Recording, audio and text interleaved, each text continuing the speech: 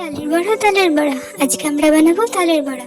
তালের বড়া বানানোর জন্য প্রথমে একটি তালকে ভালোভাবে পরিষ্কার করে নিয়ে তার মধ্যে থেকে আঠি বের করে এভাবে একটি চুবড়ির সাহায্যে তালের পাল্পগুলোকে বের করে নিতে হবে।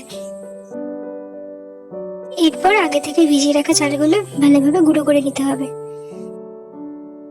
এই চালগুলো কিন্তু আমি প্রায় 4 থেকে 5 ঘন্টা জলে ভিজিয়ে রেখেছিলাম।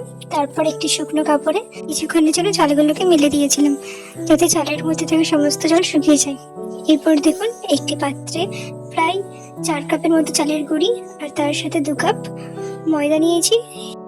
এরপর এতে পরিমাণ মতো চিনি, আপনারা যেমন মিষ্টি খান সেরকম চিনি দিতে পারেন। আমি এখানে প্রায় 5 চামচ চিনি দিয়েছি। আর তার সাথে অ্যাড করব কিছুটা পরিমাণে গুড়।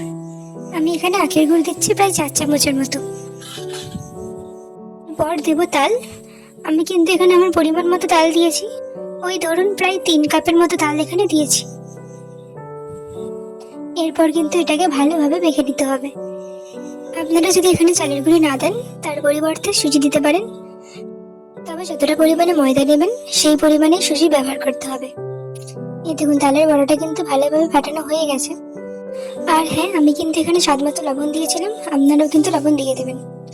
এরপরে দেখুন একটি কড়াইতে তেল গরম করতে দিয়ে তেলটা যখন গরম হয়ে যাবে একে একে কিন্তু এভাবে ফুলুরিগুলো দিয়ে ভালোভাবে ভেজে নিতে হবে।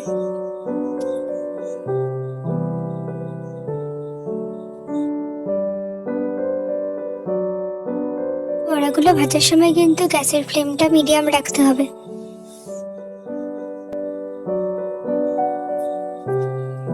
এই দেখুন এখানে আমার তালের বড়াগুলো প্রায় হয়ে এসেছে।